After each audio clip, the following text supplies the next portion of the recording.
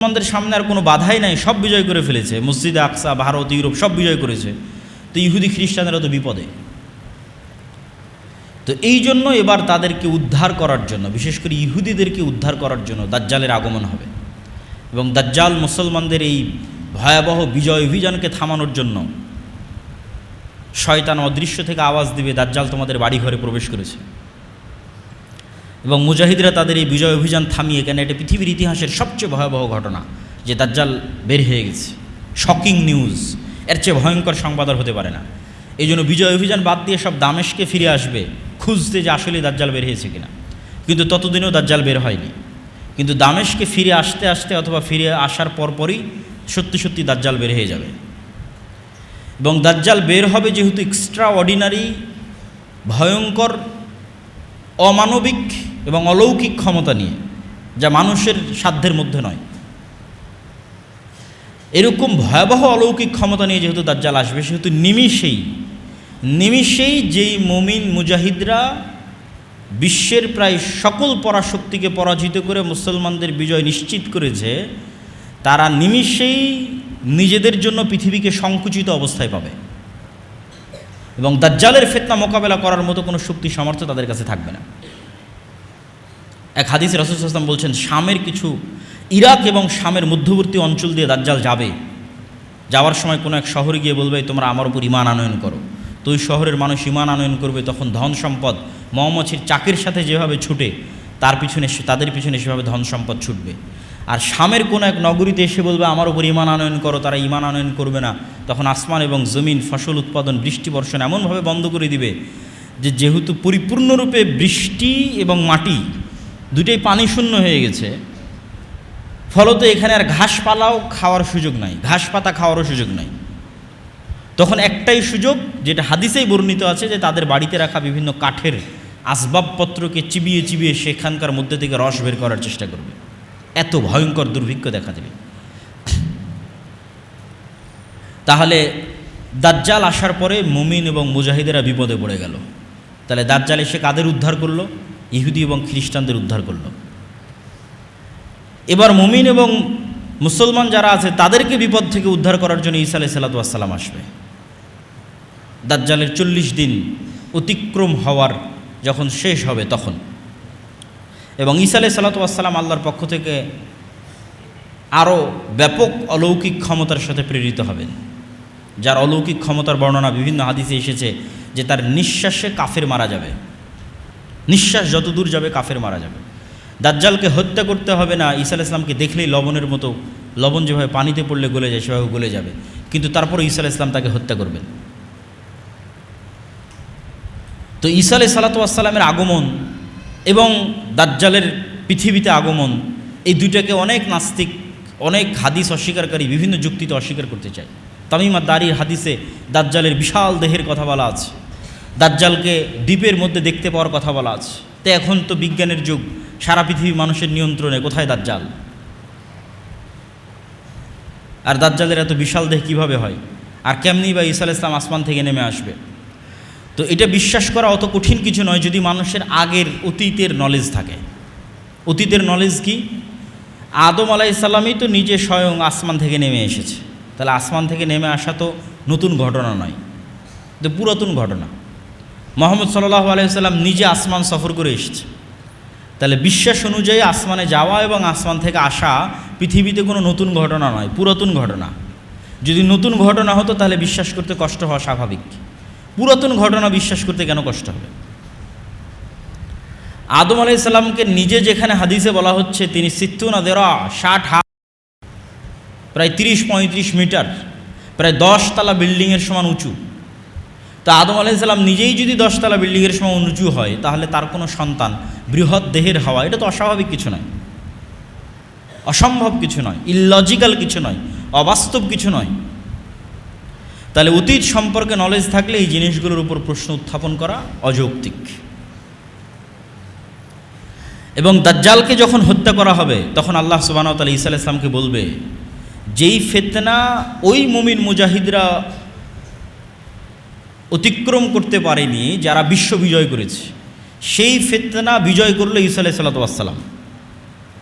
এবার ঈসা আলাইহিস সালামকে বলা হচ্ছে এবার এমন ফিতনা বের হবে যা তুমিও পারবা না, তারা হচ্ছে ইয়াজুজ এবং মাজুজ। তুমি এখন মুমিন মুজাহিদদের নিয়ে তুর পাহাড়ে আশ্রয় নাও, তোমার পক্ষে সম্ভব নয় ফিতনা মোকাবেলা করা। তো ইয়াজুজ মাজুজও আদমের সন্তান, দাজ্জালও আদমের সন্তান, ঈসা আলাইহিস সালাম আদমের সন্তান। দাজ্জালও কোনো দেশের নাম দাজ্জাল নয়, কোনো এআই চ্যাট জিপিটি কোনো টেকনোলজির নাম দাজ্জাল নয়। দাজ্জাল মানুষ, আদমের সন্তান, এবং ইয়াজুজ মাজুজও মানুষ, আদমের সন্তান।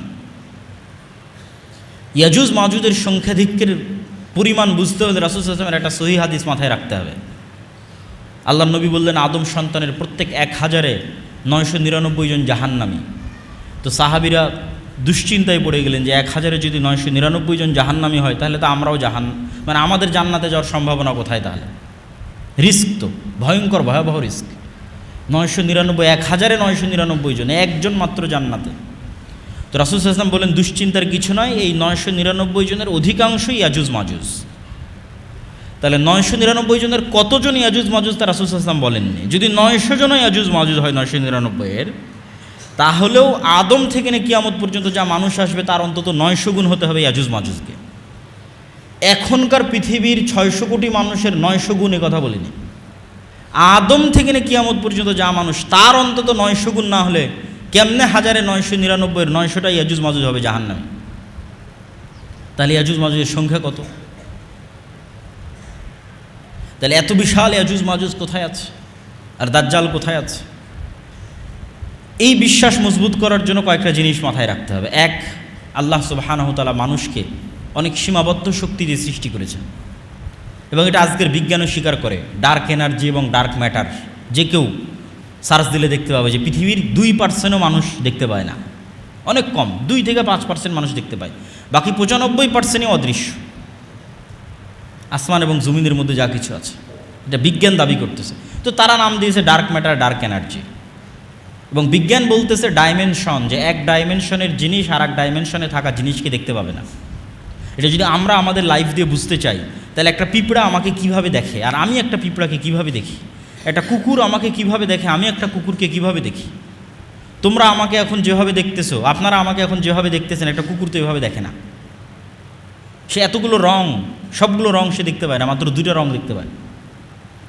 এবং সে চেহারা ফেসে মানুষকে চিনতে পারে না, গন্ধে চিনতে পারে। একটা সাপ আমাদেরকে কিভাবে দেখে, আর আমরা একটা সাপকে কিভাবে দেখি, দেখার অ্যাঙ্গেল ভিন্ন। আমি একটা সাপকে পরিপূর্ণ দেখতে পাচ্ছি, একটা পিঁপড়াকে পরিপূর্ণ দেখতে পাচ্ছি, পিঁপড়া তো আমাকে আসলে পরিপূর্ণ এভাবে দেখতে পায় না। এবং একটা পাখিকে যদি মসজিদের মধ্যে ছেড়ে দেওয়া যায়, সেই জানালা খুঁজে বের করতে পারবে না কোন দিক দিয়ে জানালা, আমরা দেখতে পাচ্ছি জানালা। তাহলে ওর দেখার দৃষ্টি সীমা একরকম, আমার দেখার দৃষ্টি আর এক রকম। ঠিক একই অবস্থা আমাদের চেয়ে আপার ডাইমেনশনে যে সমস্ত ফেরেশতা এবং জিনেরা আছে, ওরা আমাদেরকে স্পষ্ট দেখতে পাচ্ছে। এই মসজিদে যেহেতু ফেরেশতা আছে, কিন্তু আমরা দেখতে পাচ্ছি না। তো জিন এবং ফেরেশতাকে আল্লাহ সুবহানাহু ওয়া তাআলা যেভাবে অদৃশ্য রেখেছেন সেভাবে অদৃশ্য রাখতে পারেন। এটা যেমন যৌক্তিক। বর্তমান পৃথিবীর সবই যে মানুষ জেনে নিয়েছে, এটাও ভুল কথা। মাটির নিচে কি আছে সেটাই মানুষ ভালোভাবে জানে না, যদিও চাঁদ পর্যন্ত পৌঁছে গেছে মানুষ, কিন্তু মাটির নিচে মানুষের সফরের সীমাবদ্ধতা হচ্ছে 12 কিলোমিটার, অথচ উপরে মানুষ অনেক দূর চলে গেছে। সমুদ্র এবং মাটির নিচে এই দুইটা সবচেয়ে রহস্যপূর্ণ, আকাশের চাইতেও বেশি রহস্যপূর্ণ। এবং তারপরেও আরেকটি বিষয় থাকে, সেটি হচ্ছে আল্লাহ সুবহানাহু ওয়া তাআলা বলেছেন তিনি তার আসমান সৃষ্টিতে যা সময় লেগেছে জমিন সৃষ্টিতে তাই সময় লেগেছে, এবং 7 আসমান এবং 7 জমিন সৃষ্টি করেছেন। তথা 7 আসমান যা বিশাল, 7 জমিন তাই বিশাল। ওয়া ইয়াতানাজ্জালুল আমরু বাইনাহুন্না, আর আল্লাহর ওহী, আল্লাহর আদেশ 7টাতেই অবতীর্ণ হয়, 7 আসমান এবং 7 জমিনই অবতীর্ণ হয়। তো আল্লাহ সুবহানাহু ওয়া তাআলা অন্য জমিনেও রেখে থাকতে পারেন দাজ্জালকে, ইয়াজুজ মাজুজকে। এবং সূরা কাহফে যত ব্যতিক্রম ঘটনাগুলো আছে, এই ব্যতিক্রম ঘটনাগুলো অনেক বেশি ব্যতিক্রম, যেগুলো কিয়ামতের পূর্ব মুহূর্তে সংঘটিত বিষয়ের প্রতি ঈমানকে মজবুত করতে সহযোগিতা করে এবং দাজ্জালের ফিতনা থেকে বাঁচার ক্ষেত্রে মানুষের রাস্তা তৈরি করে দিতে পারে। সূরা কাহফে 4টা ঘটনা আছে। আসহাবে কাহফের ঘটনা, তা আসহাবে কাহফের ঘটনা থেকে শিক্ষা কি? মানুষ আসহাবে কাহফ ঈমান বাঁচাতে যেমন পৃথিবী থেকে ডিসকানেক্ট হয়ে গেছে, মানুষ যদি ঈমান ধরে রাখতে চায় দাজ্জালের সময় অথবা তার পূর্ববর্তী ভয়াবহ ফিতনার সময়, তাহলে ওইভাবে পৃথিবী থেকে ডিসকানেক্ট হয়ে যেতে হবে আসহাবে কাহফের মতো। আর পরকালের প্রতি ঈমান লাগবে আসহাবে উখদুদের মতো, যারা জ্বলন্ত আগুনের মধ্যে ঢুকে গেছে। কেন? ওইটা তাদের কাছে জ্বলন্ত আগুন নয়, ওইটার মধ্যে তো ওরা জান্নাত দেখতে পাচ্ছে, এটা তাদের ওসিলা জান্নাতে যাওয়ার। আপনার কাছে এটা আমি আগুনে পুড়ে মারা যাব, আর আরেকজনের কাছে আমি এইটাতে আগুনে ঢুকে জান্নাতে যাব। চিন্তার পার্থক্য। আপনার কাছে আরে এই ভয়াবহ আগুনের মধ্যে ঢুকলে তো আমার অনেক কষ্ট, আর আরেকজন আর এই আগুনে ঢুকলে তো আমি জান্নাতে চলে যাব। তাহলে একজনের কাছে মৃত্যু জান্নাতে যাওয়ার ওসিলা, আর আরেকজনের কাছে মৃত্যু ভয়ের কারণ। এটাই তো বিশ্বাসের পার্থক্য। যার কাছে মৃত্যু জান্নাতে যাওয়ার ওসিলা, তথা যার পরকালের প্রতি বিশ্বাস মজবুত, তার কাছে মৃত্যু তো জান্নাতে যাওয়ার ওসিলা। তো এখন সামনে আগুন থাকুক আর যাই থাকুক, সেটা তো বিষয় নয়। তাহলে পরকালের উপর ঈমান যত মজবুত, ও আসহাবে উখদুদের মতো ব্যবহার করতে পারবে দাজ্জালের ফিতনার সময়। কেন? তার কাছে মৃত্যু জান্নাতে যাওয়ার ওসিলা। আর যার পরকালের উপর ঈমান নাই, দুনিয়ায় যার কাছে সব কিছু, অবৈধ 1 টাকার প্রতিও যার লোভ আছে, অবৈধ 1 টাকার উপরও যার লোভ আছে, তার পক্ষে দাজ্জালের ফিতনা থেকে বেঁচে থাকা সম্ভব নয়। তো আসহাবে কাহফের ঘটনা আছে সূরা কাহফের মধ্যে। তারপরে ঘটনা আছে যুলকারনাইন, ইয়াজুজ মাজুজ। তো ইয়াজুজ মাজুজের ঘটনা তো অতীতে, তাহলে বিশ্বাস করতে কেন কষ্ট হবে? কোরআনে ইয়াজুজ মাজুজকে দেখানো হচ্ছে অতীত একটা ঘটনা হিসেবে, যে যুলকারনাইন সফর করলো, এক এরিয়ায় গেল যেখানে ইয়াজুজ মাজুজ, এবং তাদেরকে আবদ্ধ করে দিল। তাহলে ইয়াজুজ মাজুজের অস্তিত্ব অতীতেই দেখা যাচ্ছে, তো ভবিষ্যতে তো অস্তিত্ব আরও সহজ। অমিন কুল্লে হাদাবি ইয়াংসিলুন, প্রত্যেকটা উঁচু জায়গা থেকে তারা দলে দলে নেমে আসবে, আল্লাহ সুবহানাহু ওয়া তাআলা কোরআন মাজিদে বলেছেন। তারপরের আশ্চর্যের ঘটনা হচ্ছে ঈসা আলাইহিস সালাতু ওয়াস সালাম, মূসা আলাইহিস সালাতু ওয়াস সালাম এবং খিজির। এটাও সূরা কাহফের মধ্যে, যে আল্লাহ সুবহানাহু ওয়া তাআলা চাইলে বলতে পারতেন, মূসা উমুক শহরে উমুক গ্রামে আমার একজন বান্দা আছে যে তোমার চেয়ে জ্ঞানী।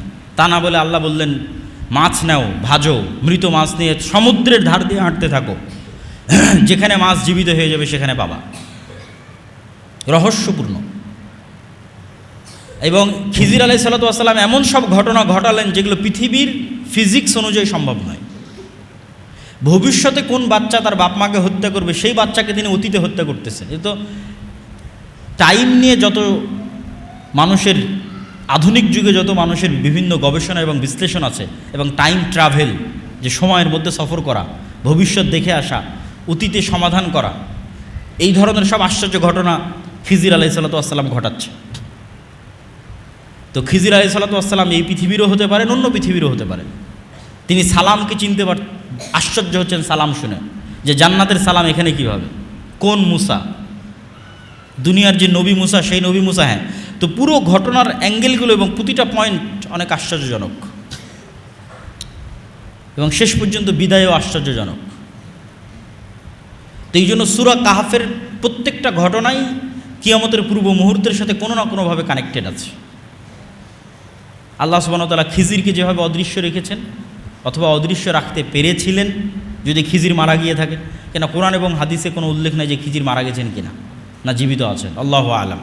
তো সেভাবে আল্লাহ দাজ্জালকে অদৃশ্য রাখতে পারেন, সেভাবে আল্লাহ সুবহানাহু ওয়া তাআলা ইয়াজুজ মাজুজকে অদৃশ্য রাখতে পারেন। এই জন্য অনেক কিছুই শিক্ষা আছে সূরা কাহফের মধ্যে। আর সূরা কাহফের মধ্যে সবচেয়ে যেটা ব্যতিক্রম ঘটনা, 2 ভাই বাগানওয়ালা, ওমা আযুন্নুস সাআহ, আমি মনে করি না যে কিয়ামত কায়েম হবে। এই জন্য বলেছি ইসলামের সারমর্ম তাওহীদ আর কিয়ামত। সে বিশ্বাস করে না যে কিয়ামত হবে, ওটাকেই আল্লাহ সুবহানাহু ওয়া তাআলা সূরা কাহফের মধ্যে শিরক হিসেবে উল্লেখ করছেন। যে এক ভাই বিশ্বাস করে না কিয়ামত হবে, তখন আরেকজন বলতেছে আমি আল্লাহর সাথে শরীক করা থেকে পরিত্রাণ চাই। তো যাক, সূরা কাহফের উপর আরেকদিন বিস্তারিত আলোচনা করা যাবে। আমরা বক্তব্যের সারমর্ম এবং সংক্ষিপ্ত অবস্থার মধ্যে চলে আসি। তো এই পুরো ঘটনা কিয়ামতের পূর্ব মুহূর্তে সংঘটিত ফিতনাগুলো থেকে আমাদের জন্য শিক্ষা কী? আমাদের জন্য 2টা শিক্ষা। এক, কবে হবে, কখন হবে, এইটার পিছনে পড়ে থাকা, এইটা কখনো কোরআন এবং হাদিসের দিক নির্দেশনা নয়। কেন দিক নির্দেশনা নয়? প্রত্যেক মানুষের মৃত্যুই তো তার কিয়ামত। তাহলে কখন ঈসা আলাইহিস সালাম আসবে, কখন দাজ্জাল আসবে, কখন ইমাম মাহদি আসবে, এটার আগেই তো আপনার কিয়ামত হয়ে যাচ্ছে, আপনার মৃত্যু। কিয়ামত মানে কি? আপনি পরকালকে দেখবেন। তো মৃত্যুর পরেই তো মানুষ পরকালকে দেখে ফেলে। মৃত্যুর মাধ্যমে সে বারজাকি জগতে জাহান্নামও দেখে ফেলে, জান্নাতও দেখে ফেলে, হয় পাখি হিসেবে জান্নাতে উড়ে, আর না হলে তার কবর বরাবর জাহান্নামের দরজা খুলে দেওয়া হয়তো, সব তো দেখেই নিল। ফেরেশতা জিজ্ঞাসাবাদ করে তো পরকাল তোর দেখাই শেষ। তাহলে কিয়ামত ঘটা পর্যন্ত অপেক্ষা করতে হচ্ছে না তো, ঈসা আলাইহিস সালাম ইমাম মাহদী আসা পর্যন্ত অপেক্ষা করতে হচ্ছে না তো, আপনার মৃত্যুই তো আপনার কিয়ামত। এটা হলো 1 নম্বর পয়েন্ট। 2 নম্বর পয়েন্ট, ইমাম মাহদী আসলে, ঈসা আলাইহিস সালাম আসলে, দাজ্জাল আসলে নতুন কোরআন আসবে নাকি, নতুন নবী আসবে নাকি, নতুন হাদিস তৈরি হবে নাকি? না, নতুন কোরআনও আসবে না, নতুন হাদিসও হবে না। বরং এই পুরো ঘটনা থেকে আপনারা এটি দেখলেন যে ঈসা আলাইহিস সালাম আসার পূর্বেই, দাজ্জাল আসার পূর্বেই কোনো নবী ছাড়া এবং কোনো নতুন কোরআন ছাড়া এবং নতুন হাদিস ছাড়া আমার এবং আপনার মতো মুসলমানেরা বিশ্ব বিজয় করবে, 10 লক্ষ খ্রিস্টান বাহিনীকে পরাজিত করবে, মসজিদে আকসা বিজয় করবে, ভারত বিজয় করবে, ইতালি বিজয় করবে, কোনো নতুন নবী ছাড়া, নতুন কোরআন ছাড়া, আমার এবং আপনার মতো মুসলমানেরা। তাহলে যা ঘটার সেটা তো 1400 বছর আগেই ঘটে গেছে। মানে সবচেয়ে আসল ঘটনা তো 1400 বছর আগে ঘটেছে, সেটা হচ্ছে কোরআন এবং হাদিস। এবং ঈসা আলাইহিস সালামও এসে এই কোরআন এবং এই হাদিসের উপর আমল করবেন। তাহলে কাজের জিনিসটা আমার এবং আপনার কাছে আছে। আর কিয়ামত তো নির্ধারিত, সেটা যে আমার এবং আপনার মৃত্যু। তাহলে কবে ইমাম মাহদী আসবে, সেই দিন সব কিছু হবে, এই অপেক্ষায় বসে থাকা বুদ্ধিমানের? না, যেটা আসল ঘটনা ঘটে গেছে এবং আপনার কাছে আছে, আর আমার এবং আপনার মতো মুসলমানেরা এত বড় বড় বিজয় সম্পূর্ণ করবে, তাহলে আপনি কেন চেষ্টা করবেন না? আর তো নতুন নবীও আসবে না, নতুন কোরআনও আসবে না। তাহলে আমার এবং আপনার জন্য কাজ স্পষ্ট, আমার মৃত্যু, আমার কিয়ামত, আর এই কোরআন এবং এই হাদিসের মাধ্যমে মুসলমানদের বিজয় হবে।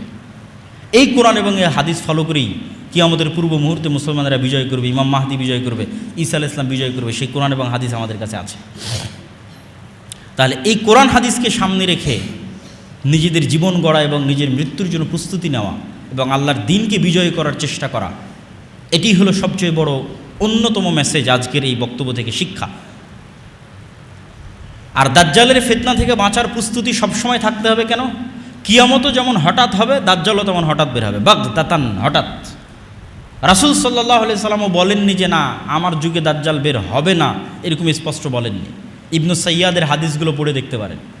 ওমর রাদিয়াল্লাহু তাআলা আনহুকে রাসূল সাল্লাল্লাহু আলাইহি ওয়াসাল্লাম বলছে, এ যদি দাজ্জাল হয় তাহলে একে হত্যা করবে ঈসা আলাইহিস সালাম, আর যদি দাজ্জাল না হয় তাহলে ভয়াবহ যে আল্লাহ সুবহানাহু ওয়া তাআলা এত যুক্তি তর্ক দেওয়ার পরেও এবং এক্সিস্টিং বর্তমান পৃথিবীতে যারা আল্লাহ ব্যতীত ইলাহের দাবিদার আছে, তারা কেউই রব হওয়ার প্রমাণ দিতে না পারার পরেও পৃথিবীর কয়জন মানুষ তাওহীদের অনুসরণ করে?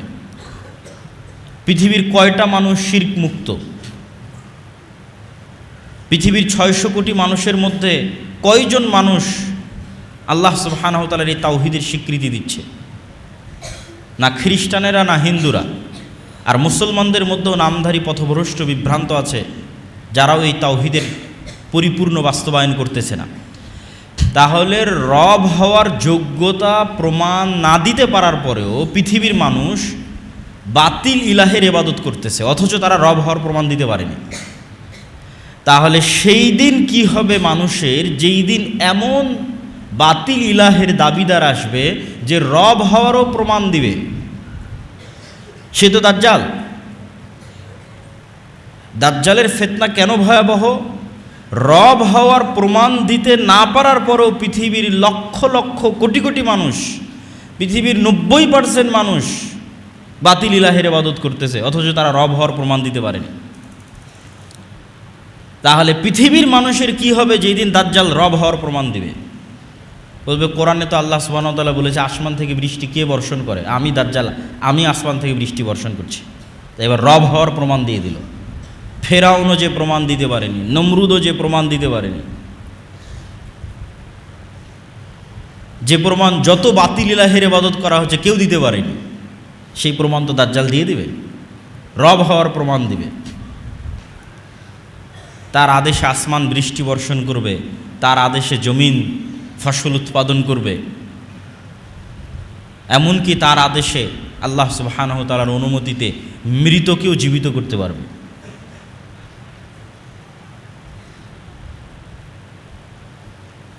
এই জন্য দাজ্জালের ফিতনা ভয়াবহ। তাহলে কোরআনের এত যুক্তি তর্কের পরেও দুনিয়াতে এক্সিস্টিং বাতিল ইলাহরা কেউ রবের প্রমাণ দিতে না পারার পরেও পৃথিবীর 90% মানুষ বাতিল ইলাহের ইবাদত করতেছে, তাহলে যেদিন দাজ্জাল এসে রব হওয়ার প্রমাণ দিবে সেদিন কয়জন মানুষ ঈমান ধরে রাখবে? এই জন্য এটা পৃথিবীর সবচেয়ে বড় ভয়াবহ ফিতনা।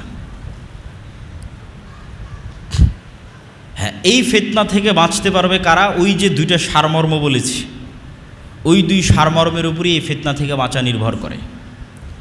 একটা সারমর্ম বলেছি তাওহীদের বিশ্বাস যাদের মজবুত, আর 2 নম্বর পরকাল এবং পুনরুত্থানের উপর যাদের বিশ্বাস মজবুত। পরকাল এবং পুনরুত্থানের উপর বিশ্বাস মজবুত ছাড়া পৃথিবীর কোনো ফিতনা থেকে বাঁচা সম্ভব নয়।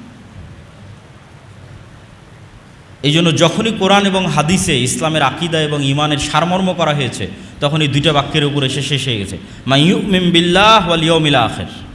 দুইটা বাক্য, যে আল্লাহর উপর ঈমান রাখে, পরকালের উপর ঈমান রাখে, এই দুইটা বাক্যের উপরই মানুষের ফিতনা থেকে মুক্তি নির্ভর করে। যার তাওহীদে বিশ্বাস মজবুত, যার পরকালে বিশ্বাস মজবুত। যদিও পরকাল অতি বাস্তব এবং পরকাল এত কঠিন নয়, পুনরুত্থান এত কঠিন নয় আমরা যত কঠিন মনে করি। আমি শুধু পুনরুত্থানের উপর একটা ছোট্ট কথা বলে বক্তব্য সামনের দিকে এগিয়ে যাব, যে পুনরুত্থান কেন সহজ। আমাদের সামনে এবং চারিদিকে যত গাছ আমরা দেখতে পাই, এই উদাহরণ আল্লাহই কোরআনে দিয়েছে, আমি জাস্ট সহজ ভাষায় বুঝাচ্ছি। যত গাছ আমরা দেখতে পাই, এই গাছ মানুষের চেয়ে জীবন্ত নয়। গাছ তো কথা বলতে পারে না, হ্যাঁ গাছের জীবন আছে, এক লেভেলের এক মাত্রার জীবন, কিন্তু মানুষের জীবন তো আরও ভার্সাটাইল, আরও ব্যাপক। মানুষ বেশি জীবন্ত গাছের তুলনায়। তো গাছের যে বীজ, গাছে ফল ধরার পর যে বীজ বা বিচি, এটা মৃত। খেজুরের বীজ মৃত, যে কোনো বীজ মৃত। তাহলে যেই জিনিসটা মানুষের মতো জীবন্ত নয়, তার থেকে যে মৃত জিনিসটা বের হচ্ছে, ওই মৃত জিনিসটাও যদি মাটিতে পুঁতে দেওয়া হয় এবং সেখানে বৃষ্টি বর্ষণ হয়, তাহলে ওই মৃত থেকে আবার গাছ বের হচ্ছে। তো মানুষের মতো জীবন্ত মানুষের মেরুদণ্ড যখন মাটিতে পুঁতা থাকবে, কোনটা বেশি আশ্চর্যের? বৃষ্টি হওয়ার পর মানুষের মেরুদণ্ড থেকে মানুষ মাটি থেকে বের হয়ে আসবে, এটা বেশি আশ্চর্যের? না গাছের বীজ দানা থেকে আবার আর একটা গাছ বের হচ্ছে, কোনটা বেশি আশ্চর্যের? আমার কাছে গাছের বীজ থেকে আবার আর একটা দানা বের হচ্ছে, এটা বেশি আশ্চর্যের। মানুষ তো অনেক জীবন্ত, গাছ তো এত জীবন্ত নয়, গাছের বীজ তো এত জীবন্ত নয়, মানুষ অনেক জীবন্ত। তাহলে মানুষের মেরুদণ্ড থেকে আবার মানুষ মাটি থেকে বের হয়ে আসবে, এটা কম আশ্চর্যের। এবং এটা আরও কেন কম আশ্চর্যের? মানুষ তার পুরো শরীরে যা কিছু গ্রহণ করে বেঁচে আছে, তার প্রত্যেকটাই তাকে মাটি থেকে গ্রহণ করতে হয়। আমাদের শরীরের মধ্যে ম্যাগনেসিয়াম হোক, ক্যালসিয়াম হোক, ভিটামিন হোক, প্রোটিন হোক, ক্যালোরি হোক, যা দিয়ে আমাদের শরীরে কোষ তৈরি হচ্ছে প্রতিনিয়ত, এবং আমরা জীবন্ত আছি, এই প্রত্যেকটা জিনিস আমাদেরকে মাটি থেকে নিতে হয়। যেমন আমরা কলা খাচ্ছি, এই কলাতে ম্যাগনেসিয়াম এবং ক্যালসিয়াম আমার শরীরের মধ্যে ঢুকতেছে, তো ওই কলা ম্যাগনেসিয়াম ক্যালসিয়াম কোথায় থেকে নিয়েছে? মাটি থেকে নিয়েছে। তাহলে আমার শরীরের মধ্যে যা ভিটামিন, প্রোটিন, ম্যাগনেসিয়াম, ক্যালসিয়াম আছে, তার সব কিছু মাটির মধ্যে আছে। তাহলে আল্লাহ সুবহানাহু ওয়া তাআলা এখন আমার শরীরের মধ্যে যদি কোষ তৈরি করতে পারেন, কালকে এই সেম জিনিস থাকার কারণে কেন মাটির মধ্যে কোষ তৈরি হবে না? কেন হবে না? যেহেতু আমি সবই মাটি থেকে নিচ্ছি, তো সবই মাটি থেকে নেওয়ার পর আমার শরীরের মধ্যে কোষ তৈরি হচ্ছে, এবার আমি যখন মাটিতে চলে যাব, সেখানে ওই সেম জিনিস থাকার পরে ওখানে কেন কোষ তৈরি হবে না? তো 1 সেকেন্ডের ব্যাপার, 1 মিনিটের ব্যাপার আল্লাহ সুবহানাহু ওয়া তাআলার জন্য। এই জন্য পুনরুত্থান অতি সহজ এবং অতি বাস্তব। তো যাদের ঈমান পুনরুত্থানের উপর মজবুত থাকবে এবং যাদের ঈমান আল্লাহর তাওহীদের উপর মজবুত থাকবে, তারা পৃথিবীর যে কোনো ফিতনা থেকে মুক্ত থাকতে পারবে, দাজ্জালের ফিতনা থেকেও মুক্ত থাকতে পারবে। তো কিয়ামতের পূর্ব মুহূর্তে যে সংঘটিত ফিতনাসমূহ, এগুলোর যদি সারমর্ম বলি, সারমর্ম বলতে গেলে বলা যায় রাসূলুল্লাহ সাল্লাল্লাহু আলাইহি ওয়াসাল্লামের একটা হাদিস, যে উদুদ সিত্তাম বাইনি ওয়া বাইনা ইয়াদাই সাআহ, তোমরা আমার মধ্যে এবং কিয়ামতের মধ্যে 6টা জিনিসকে গণনা করে রাখো। 1 নম্বর হচ্ছে মাউতি, আমার মৃত্যু। রাসূল সাল্লাল্লাহু আলাইহি ওয়াসাল্লামের প্রেরিত হওয়াই পৃথিবীর সবচেয়ে বড় কিয়ামতের আলামত। কেন আগে যত নবী চলে গেছে, সব নবীর পর মানুষ আর এক নবীর অপেক্ষা করেছে। মুহাম্মদ সাল্লাল্লাহু আলাইহি ওয়াসাল্লাম যেহেতু শেষ নবী, সেহেতু আর দ্বিতীয় কোনো নবীর অপেক্ষা নেই, এখন অপেক্ষা শুধু কিয়ামতের। অতএব কিয়ামতের সবচেয়ে বড় আলামত অতিক্রম হওয়া 1400 বছর পার হয়ে গেছে, সেটা হচ্ছে মুহাম্মদ সাল্লাল্লাহু আলাইহি ওয়াসাল্লামের পৃথিবীতে প্রেরিত হওয়া এবং তার মৃত্যু। তারপর রাসূল সাল্লাল্লাহু আলাইহি ওয়াসাল্লাম বললেন মসজিদে আকসার বিজয়, তারপরে বললেন ভয়ঙ্কর মহামারী, যে মহামারীতে পৃথিবীর মানুষ মৃত্যুবরণ করে প্রায় শেষ হয়ে যাওয়ার মতো হয়ে যাবে, নাই বরাবর হয়ে যাবে। তারপর রাসূল সাল্লাল্লাহু আলাইহি ওয়াসাল্লাম বললেন এমন ধন সম্পদের আধিক্য যে মানুষের কাছে 100 দিরহাম এবং 100 দিনার অনেক কম মনে হবে। তারপরে বললেন ফিতনাতুন, এমন এক ফিতনা যেই ফিতনা থেকে আরবের কোনো ঘর মুক্ত থাকবে না। লা ইয়াবকা মিনহু বাইতুম মিনাল আরব, আরবের কোনো ঘর এই ফিতনা থেকে মুক্ত থাকবে না। ফিতনা শব্দটি কোরআন এবং হাদিসে যখনই ব্যবহৃত হয়েছে, বেশিরভাগ ক্ষেত্রে মারামারি, গণ্ডগোল, কাটাকাটি, যুদ্ধ ইত্যাদির ক্ষেত্রে ব্যবহৃত হয়েছে। ফলত এটিই বেশি সঠিক অর্থ যে এমন ফিতনা মানে এমন ভয়ঙ্কর যুদ্ধ, যে যুদ্ধে আরবের প্রত্যেকটা ঘর অংশগ্রহণ করবে। তারপর রাসূল সাল্লাল্লাহু আলাইহি ওয়াসাল্লাম বলেন হুদনাতুন বাইনাকুম ওয়া বাইনার রোম, একটা চুক্তি হবে যে চুক্তি তোমাদের এবং রোমানদের মধ্যে হবে। রোমান কারা, এটা নিয়ে অনেক মতভেদ আছে। আজকের ইউরোপ রোমান না আজকের রাশিয়া রোমান না আজকের আমেরিকা রোমান, কিন্তু মতভেদ থাকলেও এতটুকু নিশ্চিত যে খ্রিস্টানদের সাথে মুসলমানদের একটা চুক্তি হবে। সেটা আমেরিকার খ্রিস্টান না ইউরোপের খ্রিস্টান না রাশিয়ার খ্রিস্টান, সেটা মতভেদ থাকতে পারে। যুগের পরিবর্তনে মানুষ এই হাদিসকে এক একভাবে বুঝতে পারে। আজ থেকে 500 বছর আগে একভাবে বুঝতো, যখন ক্রুসেডারদের সাথে যুদ্ধ হতো তখন একভাবে বুঝতো, তখন তো মনে করতো যে হাদিস বাস্তবায়ন হয়েই গেছে। আর এখন হয়তো আমরা আর একভাবে বুঝতেছি। তো খ্রিস্টানদের সাথে মুসলমানদের একটা চুক্তি হবে, তথা আরবের ভয়ঙ্কর গৃহযুদ্ধের ধারাবাহিকতায় খ্রিস্টানদের সাথে মুসলমানদের একটা চুক্তি হবে, যে এই চুক্তির ভিত্তিতে তারা তৃতীয় কোনো শক্তির বিরুদ্ধে যুদ্ধ করবে, এবং সেই তৃতীয় শক্তির বিরুদ্ধে যুদ্ধে ওই তৃতীয় শক্তি পরাজিত হবে। সেই তৃতীয় শক্তি কারা তা কোরআন এবং হাদিসে উল্লেখ নাই। সেই তৃতীয় শক্তি ইহুদিরা, সেই তৃতীয় শক্তি হিন্দুরা, সেই তৃতীয় শক্তি চায়নার মতো যারা বুদ্ধিস্ট, তারা, আল্লাহু আলাম। তৃতীয় শক্তির বিরুদ্ধে বিজয়ী হওয়ার পর খ্রিস্টানদের একজন মানুষ ক্রুশকে উঁচিয়ে ধরে বলবে ক্রুশের বিজয় হোক। তখন আর এক মুসলিম উঠে সেটাকে ভেঙে দিবে অথবা ওই ব্যক্তিকে হত্যা করবে। তখন খ্রিস্টান এবং মুসলমানরা মুখোমুখি দাঁড়াবে, আর এটি পৃথিবীর ইতিহাসের সবচেয়ে বড় যুদ্ধ, তথা পৃথিবীর ইতিহাসের সবচেয়ে বড় যুদ্ধ হবে খ্রিস্টান আর মুসলমানদের মধ্যে, যেটার নাম মালহামা, যেটা বাইবেলে এবং অন্যান্য ধর্মগ্রন্থে আর্মাগেড্ডন নামে বলা হয়েছে। এবং পৃথিবীর সব ধর্মের মানুষ একজন মাসিহের অপেক্ষা করতেছে। মাসিহ মানে উদ্ধারকারী, বিপদ থেকে উদ্ধারকারী। মাসিহাদ দাজ্জালও বিপদ থেকে উদ্ধারকারী, ঈসা মাসিহও বিপদ থেকে উদ্ধারকারী, এবং দুইজনের নামেই মাসিহ লাগানো আছে, ঈসা মাসিহ এবং মাসিহাদ দাজ্জাল। কোরআন এবং হাদিসে এই দুইজনের নামে মাসিহ লাগানো আছে, বিপদ থেকে উদ্ধারকারী। একজন মিথ্যা বিপদ থেকে উদ্ধারকারী, আর একজন সত্য বিপদ থেকে উদ্ধারকারী। এই জন্য ইহুদি হোক, খ্রিস্টান হোক, মুসলমান হোক, সবাই কিয়ামতের পূর্ব মুহূর্তে একজন মাসিহের অপেক্ষায়। এবং এই মাসিহকে এবং এই মাসিহাদ দাজ্জালকে খ্রিস্টান এবং ইহুদি ধর্মে অ্যান্টিক্রাইস্ট হিসেবে নামকরণ করা হয়েছে। তো পৃথিবীর ইতিহাসের সবচেয়ে ভয়াবহ যুদ্ধ হবে মুসলমান এবং খ্রিস্টানদের মধ্যে, যেখানে রাসূল সাল্লাল্লাহু আলাইহি ওয়াসাল্লামের হাদিস অনুযায়ী 9,60,000 তথা প্রায় 10 লক্ষের কাছাকাছি সেনাবাহিনী একত্রিত হবে খ্রিস্টানদের, আর মুসলমানদের পক্ষ থেকে সিরিয়া এবং মদিনার তৎকালীন বিশ্বের সবচেয়ে আল্লাহওয়ালা তাকওয়াবান পরহেজগার মানুষরা মদিনা থেকে বেরিয়ে আসবে। আর সিরিয়া এবং মদিনার মুজাহিদরা জোটবদ্ধ অবস্থায় খ্রিস্টানদের বিরুদ্ধে যুদ্ধে অবতীর্ণ হবে। রাসূল সাল্লাল্লাহু আলাইহি ওয়াসাল্লাম যে জায়গাগুলোর কথা বলেছেন এগুলো হচ্ছে বর্তমান সিরিয়া এবং তুরস্কের সীমান্তবর্তী অঞ্চল, আমাক এবং দাবেক। তুরস্ক এবং সিরিয়ার সীমান্তবর্তী অঞ্চলে এই যুদ্ধ হবে, এবং হাদিসের বিভিন্ন সূত্র অনুযায়ী এই যুদ্ধ 4 দিন চলবে। এবং এই যুদ্ধ এত ভয়াবহ হবে যে আকাশে যদি 1 মাস পাখি উড়ে তাহলে লাশের সারি শেষ করতে পারবে না, এবং কোথাও নিরাপদ জায়গা না পাওয়ায় উড়ন্ত অবস্থাতেই মরে পড়ে যাবে লাশের দুর্গন্ধের কারণে। এবং কোনো বংশে 100 জন মানুষ থাকলে 99 জন মারা যাবে, গনিমতের মালে কেউ সন্তুষ্ট হবে না, কেননা কেউ উত্তরসূরি নাই, উত্তরাধিকারী নাই। এগুলো হাদিসের বিভিন্ন রেওয়ায়েতে এসেছে। তো এই যুদ্ধে যখন মুসলমানেরা বিজয়ী হবে তখন পৃথিবীতে মুসলমানদের সামনে দাঁড়ানোর মতো আর কোনো শক্তি অবশিষ্ট থাকবে না। কেন খ্রিস্টানদের সর্বোচ্চ শক্তির বহিঃপ্রকাশ এই যুদ্ধে তারা করে ফেলেছে, 10 লক্ষ। ফলত মুসলমানদের সামনে দাঁড়াবে এরকম আর কোনো সেনাবাহিনী তখন পৃথিবীতে অস্তিত্বমান নাই।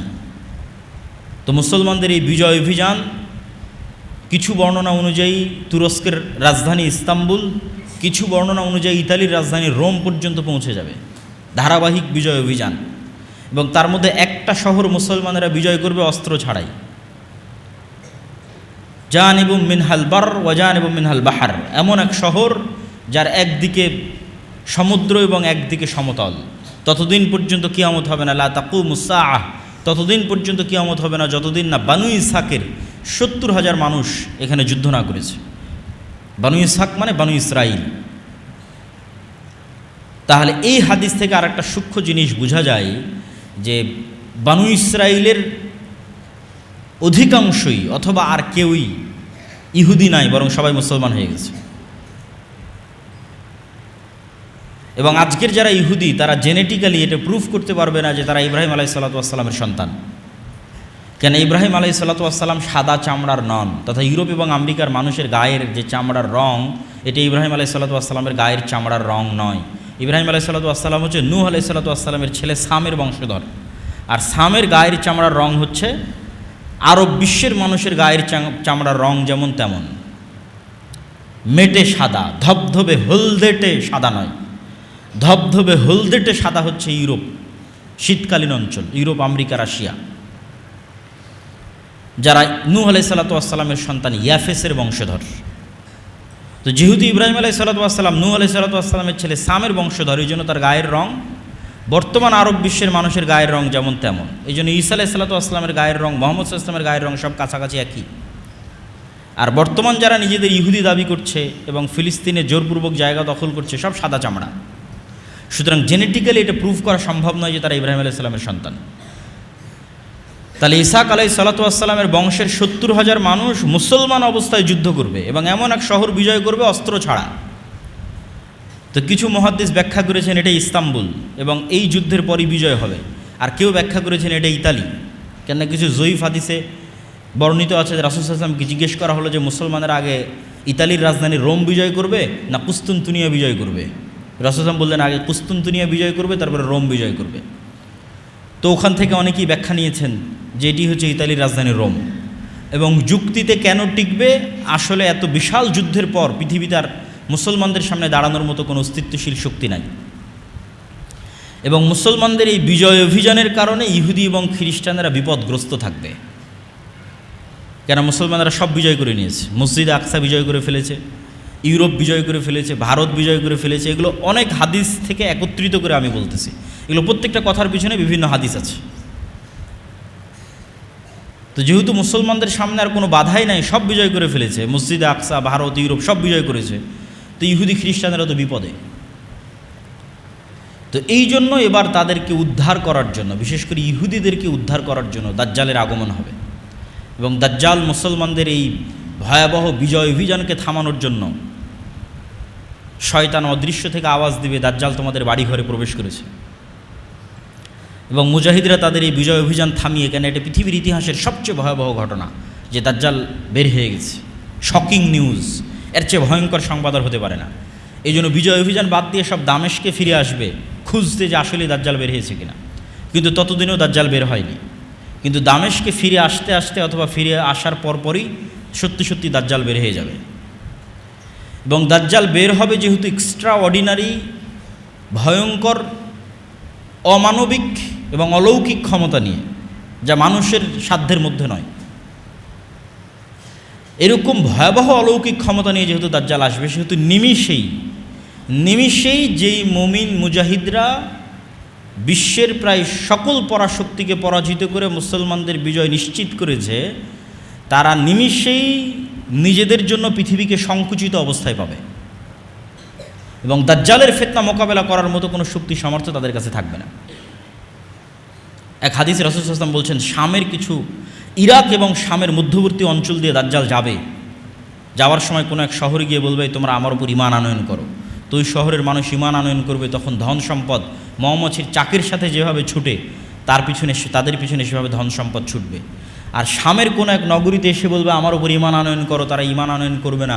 তখন আসমান এবং জমিন ফসল উৎপাদন, বৃষ্টি বর্ষণ এমনভাবে বন্ধ করে দিবে যে যেহেতু পরিপূর্ণরূপে বৃষ্টি এবং মাটি দুটোই পানি শূন্য হয়ে গেছে, ফলত এখানে আর ঘাসপালাও খাওয়ার সুযোগ নাই, ঘাস পাতা খাওয়ারও সুযোগ নাই। তখন একটাই সুযোগ, যেটা হাদিসেই বর্ণিত আছে, যে তাদের বাড়িতে রাখা বিভিন্ন কাঠের আসবাবপত্রকে চিবিয়ে চিবিয়ে সেখানকার মধ্যে থেকে রস বের করার চেষ্টা করবে। এত ভয়ঙ্কর দুর্ভিক্ষ দেখা দেবে। তাহলে দাজ্জাল আসার পরে মুমিন এবং মুজাহিদেরা বিপদে পড়ে গেল। তাহলে দাজ্জাল এসে কাদের উদ্ধার করলো? ইহুদি এবং খ্রিস্টানদের উদ্ধার করলো। এবার মুমিন এবং মুসলমান যারা আছে তাদেরকে বিপদ থেকে উদ্ধার করার জন্য ঈসা আলাইহিস সালাতু ওয়াস সালাম আসবে। দাজ্জালের 40 দিন অতিক্রম হওয়ার যখন শেষ হবে তখন, এবং ঈসা আলাইহিস সালাতু ওয়াস সালাম আল্লাহর পক্ষ থেকে আরও ব্যাপক অলৌকিক ক্ষমতার সাথে প্রেরিত হবেন, যার অলৌকিক ক্ষমতার বর্ণনা বিভিন্ন হাদিসে এসেছে যে তার নিঃশ্বাসে কাফের মারা যাবে, নিঃশ্বাস যত দূর যাবে কাফের মারা যাবে। দাজ্জালকে হত্যা করতে হবে না, ঈসা আলাইহিস সালামকে দেখলেই লবণের মতো, লবণ যেভাবে পানিতে পড়লে গলে যায় সেভাবে গলে যাবে, কিন্তু তারপরে ঈসা আলাইহিস সালাম তাকে হত্যা করবেন। তো ঈসা আলাইহিস সালাতু ওয়াস সালামের আগমন এবং দাজ্জালের পৃথিবীতে আগমন, এই দুইটাকে অনেক নাস্তিক, অনেক হাদিস অস্বীকারী বিভিন্ন যুক্তিতে অস্বীকার করতে চায়। তামিম আদ-দারির হাদিসে দাজ্জালের বিশাল দেহের কথা বলা আছে, দাজ্জালকে দ্বীপের মধ্যে দেখতে পাওয়ার কথা বলা আছে। তো এখন তো বিজ্ঞানের যুগ, সারা পৃথিবী মানুষের নিয়ন্ত্রণে, কোথায় দাজ্জাল? আর দাজ্জালের এত বিশাল দেহ কীভাবে হয়? আর কেমনি বা ঈসা আলাইহিস সালাম আসমান থেকে নেমে আসবে? তো এটা বিশ্বাস করা অত কঠিন কিছু নয় যদি মানুষের আগের অতীতের নলেজ থাকে। অতীতের নলেজ কি? আদম আলাইহিস সালামই তো নিজে স্বয়ং আসমান থেকে নেমে এসেছে, তাহলে আসমান থেকে নেমে আসা তো নতুন ঘটনা নয়, তো পুরাতন ঘটনা। মুহাম্মদ সাল্লাল্লাহু আলাইহি ওয়াসাল্লাম নিজে আসমান সফর করে এসেছে, তাহলে বিশ্বাস অনুযায়ী আসমানে যাওয়া এবং